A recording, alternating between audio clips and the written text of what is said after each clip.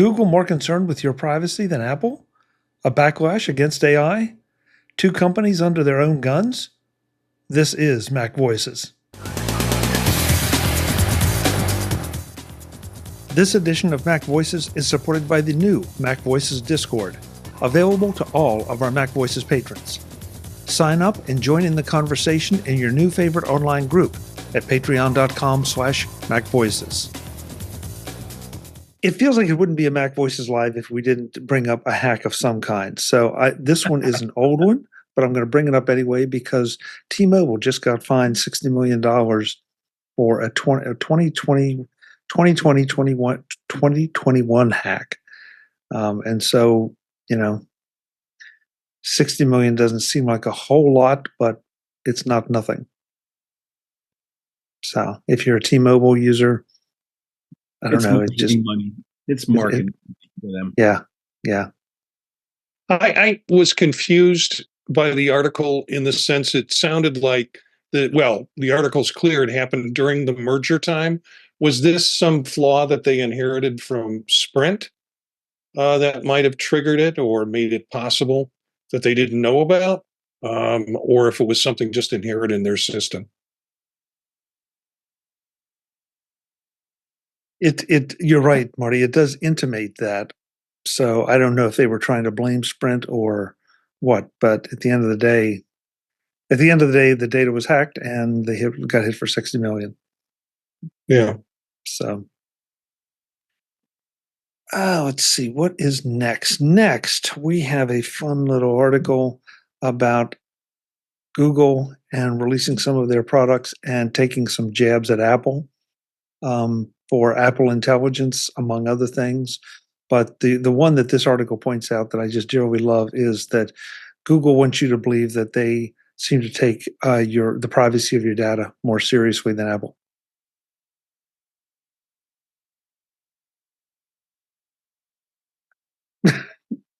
Mic drop. I don't know what else. I don't know what to do with that. It just really, how did they say that with a straight face? Hello, Chuck. Yeah.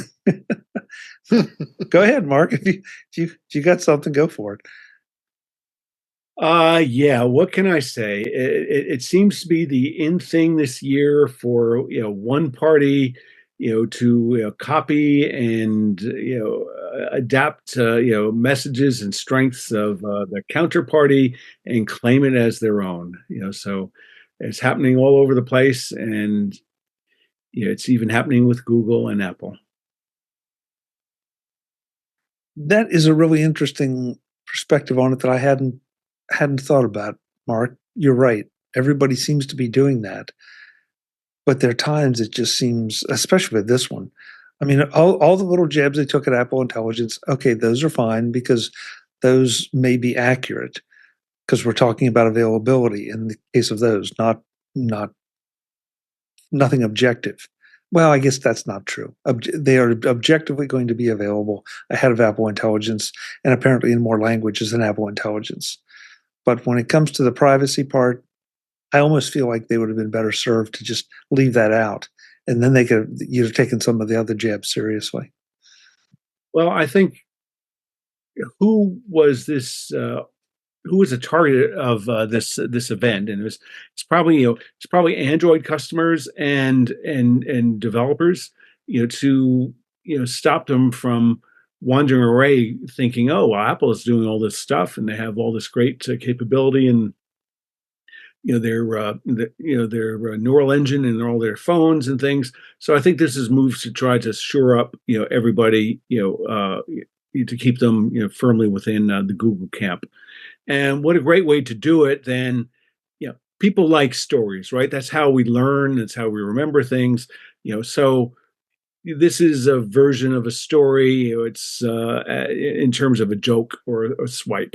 So I think that's what they did. I don't think people are thinking critically about. Google is a master of non-denials, and really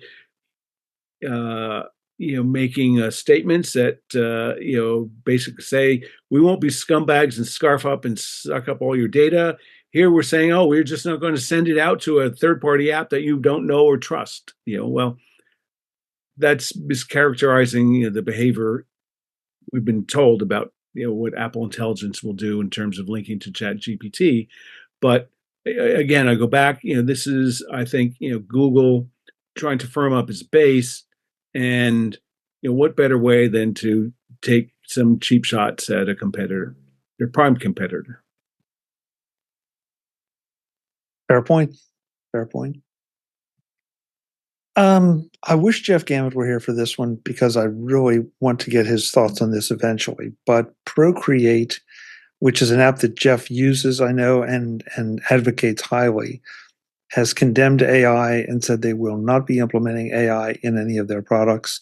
If you're not familiar with Procreate, they're a graphics program that especially for the iPad and the Apple Pencil, and they are allegedly going to stay completely away from AI. So and this is not the first anti-AI story that I've seen in the last couple of weeks. Are we starting to see the bubble pop and maybe a little bit of a backlash? I think they're just protecting their turf, and their turf is creative individuals who are going to do, the production of whatever piece of work they're going to do without having it automatically generated through AI. Whereas the market might look at it and say, I need a picture of a flower, and I don't care if an artist does it or AI does it. So I think they're taking a stance, surprise, against AI because it'll affect their bottom line. That's an interesting way to look at it, Marty. I guess if I were to push back on you and that rationale, I'd say, yeah, that's great. When we had horses and people started adopting automobiles and people didn't want to give up horses, the horses kind of lost out. And so in this situation, does Procreate, are they putting themselves in that position where they may be not as competitive because they are not going to adopt AI? Oh, I don't think they'll be. I think the folks who are going to use Procreate are going to use Procreate whether or not it has AI or not. Because those are folks who are trying to generate art from their own experience or design from their own experience. I don't think they want to jump to AI to augment that. I'm just saying, so I think it's a safe position for Procreate to take. We're not going to adopt AI. AI is bad. It does all these terrible things, and the article makes it sound like it'll be the fall. I imagine Mad Max, at the end of this whole thing, that it'll be the fall of civilization as a result of AI, and the way it was presented in this article by the Procreate people, and it's a vested interest that they have in maintaining their market and not having them lose their market. If I'm going to hire an artist to do something, they might be using this app to create it, or I can tell who I can try kicking it out on AI and get a sufficient enough graphic or photo or picture to be able to use it in whatever document I'm going to be using it in. Maybe it's not high stakes document, but it's something that I just want a piece of work with. So it's protecting their base, and that position protects their base versus opening it up to AI. Okay, Mark. Yeah, I think I agree with Marty, but I think I would phrase it a little bit differently. I don't know if it's protecting their base so much as it is reinforcing their position with their base. Worried where their base may be worried. Well, we're seeing Adobe and Dolly and all these other tools coming out there, that can generate these images. What does that mean for me? And I think they're really sending a clear message that to their users that they value individual creativity and creation. So if that's what you mean by protect your base, then I think we're we're in complete agreement. Also, I think that there's a lot of people for whom they will never be a customer. For me, I understand Procreate, great tool. I will never buy it. Why? I just don't have the skills. I can spend more than a couple of minutes screwing around with Dolly to get it to generate a nice image to use for a background on MacVoices. But there's no way I could ever draw or something, something like that. And I think there's a lot of other sort of low to mid-level requirements for some sort of basically a throwaway graphic that no one would ever go out and hire an artist. And in the previous days, companies used to have graphic artists on staff, and many still do, although it's becoming rarer. So a lot of these AI tools can generate sort of throwaway images, but tools for real creatives that can't be replaced by AI. I think that's the camp Procreate sees themselves in, and they're taking a stand to really differentiate themselves against big bad brand A who is embracing and integrating AI into their tools. So I think it's more about competitive battle, and to the extent you mean that by protect their base, I think it's keeping them from migrating, worrying that, oh well, what if Procreate does this thing, I may as well go to Adobe. So I think they're keeping people within their confine. Marty, you had a response to that? Yeah, I typed it into the chat. Mark, are you owning up to the graphic behind you as being AI generated? Yes, and if so, you realize that you're adding to the downfall of humanity. We all have to die some point. Most of my images, sort of, over 90 or 95% of my images I create. This one, I couldn't figure out what to do for the topics of the story, so I figured, oh, it's August, dog days of summer, boom. So here we are. So I'm going to defend Marty, because he did confess that he doesn't have the skills for Procreate, so he needs AI. And I'm saying that because I don't have the skills. I need AI too. So. Yeah, me too. But I appreciate your joke, Marty. So yeah. What I just finished asking about, are we seeing a backlash? And the I think I'm pronouncing it right, Halide camera app came out this week with an update that it will take shots with zero computational processing on an iPhone, as opposed to all the computational photography things we've talked about here constantly. Now they're specifically advertising the fact that you can take one without.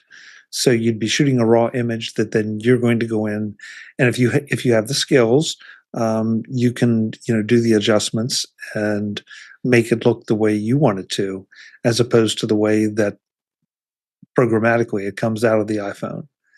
So again, I start to see a pattern. Are we not just in 2 articles, but there will be more, where people are rejecting some of the AI stuff and some of the process stuff. I think Halide's a small company. They can't compete with the big boys in AI. So maybe, they're probably thinking, well, maybe we can carve out a little, for them, if they got 1% of the market, that might be big. So it doesn't have to be a big deal. If nobody else is doing that, and, it provides a way to differentiate without investing billions in generating AI technology. And I agree with Is that, in essence, the same thing Procreate's doing that we talked about earlier? They're just trying to differentiate themselves? Yeah. Mm-hmm. I'm sorry, I stepped on someone. Yeah, no, I look, it's an option, but it's just interesting that someone is bringing it out as that particular option as a feature, and that it's getting this much press. So there must be a need for it or desire for it. Dave, you said you had or it's a Halide always frankly, gets I think it's a unique good story. press. I think it's a unique story, where everybody's trying to go out and do all these other AI things. It's sort of they're counter positioning against that trend. And so to Webb's comment, yes, Procreate's doing this, Halide is doing this, and it's something I think it has. It's not just positioning, saying, "Oh, we're going to paint our things, chartreuse, because it's a color nobody can, else uses." It's not. It's not differentiation. It's value-based differentiation, because people can really see that there's a lot of things in some of their photos that are just way too processed, and they want something a little bit more natural. And for whatever the cost of the app is, it may be worth it. Dave, you said you had a comment from Jeff. From Jeff himself, yes. I did my inner Jeff and got you a comment about Procreate and AI. It says he said, "Good on them. AI tools shouldn't be used as a substitute for creativity and talent. AI has its legitimate uses, but not here." Here, here. Let's buy him a drink next time he's on the show. Okay. All right. Well, I hope to get him on there and talk about it in a little bit more depth. The next one is, and we're doing good, guys. We're rolling through here a lot of these. This is from TechCrunch. The GM cut 1,000 software jobs as it prioritizes quality and AI. I couldn't help but include this, not just because of the AI component, but also the discussions we've had in the past few weeks about the dissatisfaction that people have with the infotainment systems and how GM is supposedly going to write up a brand new one that is just fantastic, and that we all suspect will be subscription based. And they just got rid of 1,000 jobs. Yeah. And these were, by the way, some software programmers as well as others. I liked Gruber's take on this. GM has no idea what they're doing. Nope. I agree. Yeah, you can't help but wonder. And kind of along the same vein, although this is a company I don't know about you guys, but I'm rooting for more than some of the others. But Sonos is still trying to fix its very broken app, and it lays off 100 employees. So I think out of how many? Like 1,600. I think 1,600. Was it? Yeah. So okay. I think this is more about just sort of internal management and bad decisions inside of Sonos, and they rushed out an app that was crap, and I don't think that violates your obscenity rating. They rushed out an app that my British friends would call pure rubbish, and now everything is hit the fan and is blowing up, and they have all sorts of blowback. Why laying off this number of people is a solution? Who knows? Other than one of the articles estimated that they figured they lost or delayed $30 to $40 million worth of revenue. 100 people won't cost that. So I think there's something rotten and stinky smelling inside of that company that we just don't fully understand. And the desire of the new CEO to be a stud and offer much more frequent software updates. I think he terrorized the team into doing that. They got muck for results, and now they just have a bad reputation. Users are pissed off, and we'll have to see what happens to it. This is, it's not quite a Boeing, but it's up there. And it's too bad because I've got Sonos gear here. I've loved my Sonos gear, but it just seems misstep after misstep. And Dave, you found an article I hadn't. They had been talking about re-releasing their old app, but now the article you put in, and I'll try to grab it and throw it in the chat room. But now they're not going to re-release it? They say they can't. Hmm. From what they said they can't release the old app for customers unhappy. Did they say why? Is there a technical reason? It just came up, like I said. It says they were not able to do it because of re-release the old app as an alternative. They were having issues and they haven't resolved it. So it looks like, yeah, they've got problems. So it's if I'm catching this in the middle, but the trick, of course, is that Sonos is not just the mobile app, but software that runs on your speakers and in the cloud too. And in the months since the new mobile app launched, we've been updating the software that runs on the speakers and in the cloud to the point where today S2, I guess the previous one, is less reliable and less stable than what you remember. Doesn't sound exactly like a ringing endorsement for how stable it was before, but yeah. And plus, using newer OS, and it might have been designed for previous OS. Yeah. So I hope they pull through, because they've made some great gear, and it just seems like they've muddied it up a little bit. Right. So does anyone know about this guy, Patrick Spence? Was he brought in from the outside, or was he somebody promoted from within Sonos? Can't answer that. Webb, you look like you're doing some research. Let us know. Visit MacVoices.com for show notes and to connect with Chuck on social media. Get involved in our Facebook group or like our Facebook page, and get more out of your Apple tech with MacVoices Magazine, free on Flipboard and on the web.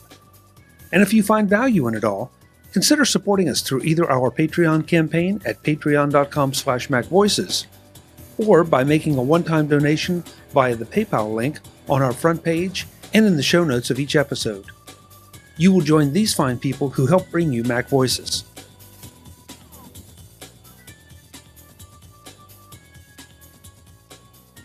Advertising handled by Backbeat Media at backbeatmedia.com. Bandwidth provided by CashFly at cashfly.com.